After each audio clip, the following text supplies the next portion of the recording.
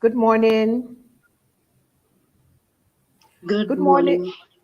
Good morning, colleagues, and welcome to today's edition of the show. This is Vuka Africa. And if you're wondering what Vuka means Rise Up Africa. Good morning, everyone. My name is Olaide Akoni. I work with Journalists Against AIDS here in Lagos, Nigeria, and I'm welcoming you to the show. Thank you for joining us. Today, we have a special guest who is going to be speaking to us, particularly about pertinent issues as they affect young people across Africa. I'm going to be introducing to you Fahe Kerubo. Fahe is a youth advocate and a youth champion. She is a sexual and reproductive health rights and gender advocate and works with Positive Women's Voices. And she serves as the program coordinator. Fahe, you're welcome. Thank you so much, Olaide. I'm pleased to be on this show and really humbled to share my insights. And I'm going to speak on behalf of a million other young people. So this is a voice that is going to represent a lot of people. I'm grateful. Thank you. Over to you, Olaide. Thank you and welcome again, Fahe. I would say Karibu to the show. Thank you for joining Asante, us asante. today. So today we're going to be discussing something pertinent, and you might be wondering, why are we having this show? What's the importance? What do we want to achieve through this show? This show is a platform by which we want to get the attention of policymakers and highlight and the perspectives of civil society organizations as it relates to HIV, AIDS, TB, and malaria issues. And this platform is being hosted by GFAN Africa. GFAN Africa is the Global Fund Advocates Network, the African arm of the organization. And this is also being done in partnership with Waki Health. So, Fahe, very quickly, we'll move on into the first question. Again, welcome to the show. My first Thank you. question to you is, how has COVID-19 affected access to HIV, tuberculosis, and malaria services for young people from your perspective? I'd like to hear from you. Over to you, Fahid. So this is regarding in the wake of COVID-19. Let's just first appreciate that there have been strides that have been made in response to HIV, TB, and malaria in curbing that gap. So, in the wake of COVID 19, a lot of things happened, and among them was the treatment and programs that were there in response to HIV, TB, and malaria were disrupted. And this really is a result because of COVID 19, and all the attention went to curbing COVID 19. So, yeah, those are that is what I can say, Olaide. So there has Okay. been a lot of disruptions as regards the program around HIV, TB, malaria, and other things because the attention has been to COVID-19 alone. Thank you, Fahid. When you say there is disruption, and this is my follow-up question, when you say there is disruption, how particularly has it affected young people's access? And is there a gender perspective to this? I'd like to hear from you, Fahid. So there are two things, Olaide. One, there has been a disruption in that with COVID-19 came the restrictions of isolation and curfews. And this meant that people need to go home from cities they're living in back to the village. And as we know that most people take their medication from different parts of the country in the different healthcare centers. So when they're back at home, access to treatment, ART to be precise, is difficult. Some of them could not access it because of stigma. And as we well know that disclosure is something that is very personal. Some young people, their parents and other people do not know they're living with HIV. So as a result, you find that they were not going for treatment. They're not going for their ART. And that is an effect when it comes to resistance and treatment not working. So when we are talking about gender, I'd say it in the perspective that we have sexually oriented individuals who are sexually oriented differently. And these are young people. Among them are young people. When they went home, there has been a lot of gender-based violence, and among them, we have seen the rise of corrective rape. And as a result, this is affecting largely with the strides we've made in response to HIV, TB, and malaria. Back to you, Alaide. Thank you very much, Fahe, for highlighting those issues. From what I hear you say, there have been issues with regards to access to treatment, limited access to treatment. There have also been issues regarding gender-based violence, and we have seen a spate of gender-based violence, particularly during the periods of the lockdown. You also raised a very pertinent issue regarding young people about the issues of corrective rape. And if I recall, in our previous one-on-one discussions, you had also mentioned that some of the young people have been forcefully married off as a result of this pandemic and the lockdown that has ensued as a result of the pandemic. So, in a few words, what do you think, or what would you want our leaders to prioritize in the wake of this COVID-19 pandemic as it regards HIV, TB, and malaria? Because we know that, life is not the same for a whole lot of young people. What should our governments, our leaders be prioritizing in terms of responding to these issues that you have raised? Fahe, For me, over to you. as Yeah, for me, I'd say my request would be is additional funding, both locally and internationally, in helping to fight this COVID-19, because a lot of money has gone into response to COVID-19, and we are forgetting that we had programs that were running as regards HIV, TB, malaria, and other things. So I'd ask our leaders to add more funding to this so that we are able to deliver on targets for life-saving services on the ongoing HIV, TB, and COVID-19 responses. Thank you very much, Fahe. Thank you very much for raising those pertinent issues.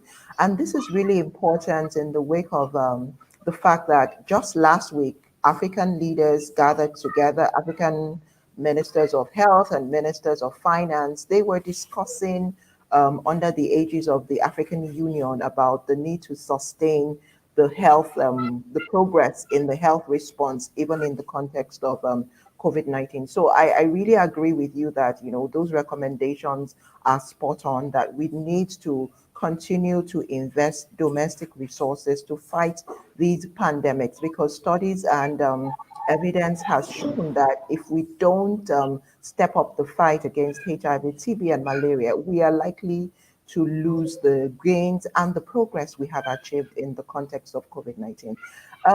Now I would like to open up the floor to questions from our audience, young people across Africa.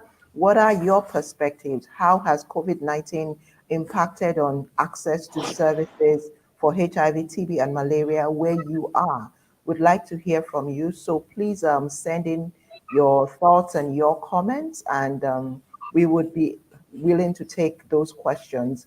There's a comment section where you can drop your questions. So we really look forward to hearing from you. But Fahe, back to you while we wait for questions and feedback from the audience.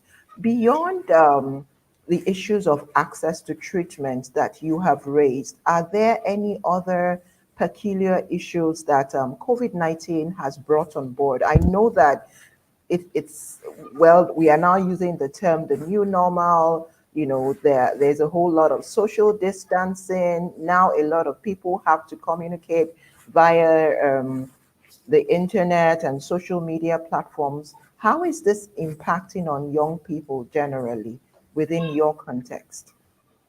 So one thing that has stood out is mental health, mental and wellness. A lot of young people, actually not young people only, a lot of people are dealing with depression right now, a lot of anxiety. So I'm urging the government to prioritize the mental wellness of young people and its citizens as a whole, because with the isolation, nobody can beat isolation. Nobody was prepared for the curfew and the pandemic. So I think the mental health has to be more vocal, more advocated for, because young people are suffering because of the same. That is why even the strides that we've made in response, for example, when it comes to ART adherence to treatment, it's becoming a problem, because you can find somebody, yes, they're on medication, but Nutrition is a problem.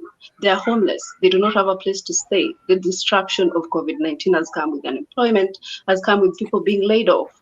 Nobody's speaking about that. So those are some of the many issues we are facing right now. And that is why my key message is the measure of the COVID-19 pandemic is not just by reducing the deaths that are there, it's by impacting, like having a solution wholesomely for the all issues that we are facing in response to curbing the pandemic and other things.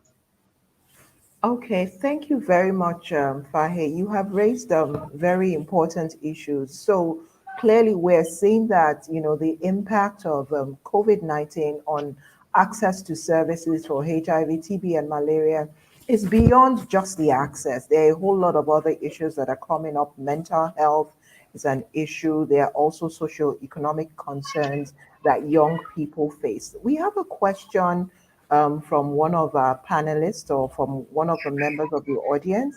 They're asking, so what would you say to governments who, given all of these issues that you have raised, they keep on prioritizing issues such as construction of roads and construction of other things. Meanwhile, they have left aside the healthcare system and developing the healthcare system. What would you say to such governments or such leaders?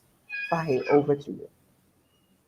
For me, I'd say the health of the nation is the wealth of the nation.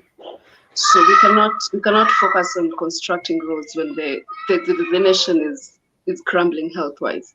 So I'd ask again for the governments to prioritize more on health management and systems that are working in response to COVID-19 and other issues in regards to HIV, TB, and malaria.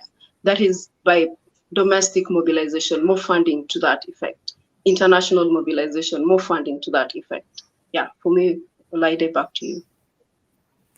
Thank you very much, Fahe. Clearly, there are a whole lot of issues that our governments need to be prioritizing with regards to our health system. And thank you once again for raising those important issues. We need to prioritize the health of the people. And COVID-19 has clearly shown that our weak health systems need further strengthening, even in countries where their health systems are are strong and almost infallible. They have also seen a huge dent because of COVID-19 on the health system. So clearly, investing in health is the way to go. And thank you very much once again for articulating those issues very clearly. We thank you for your time. We thank you for the work that you are doing. And we hope that other young people can also begin to speak out and raise the issues that they are facing in their respective contexts, because we know that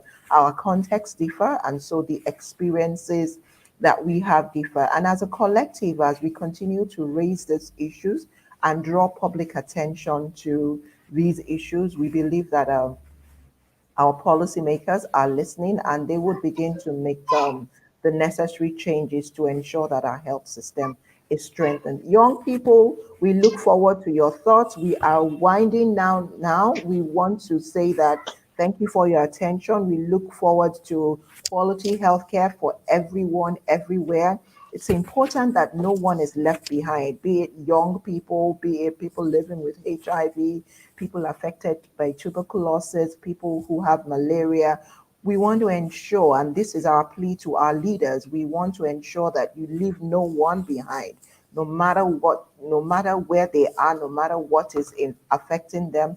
We need you to strengthen our health system so that people can be able to access health services freely. Thank you once again for joining us, Fahe. We really appreciate your time, and thank you for sharing from your wealth of insight on these issues. And we wish you all the best with your work and look forward to hearing from you some other time in some other space. Thank you to our audience for joining us, and thank you for being a part of this edition of Vuka Africa.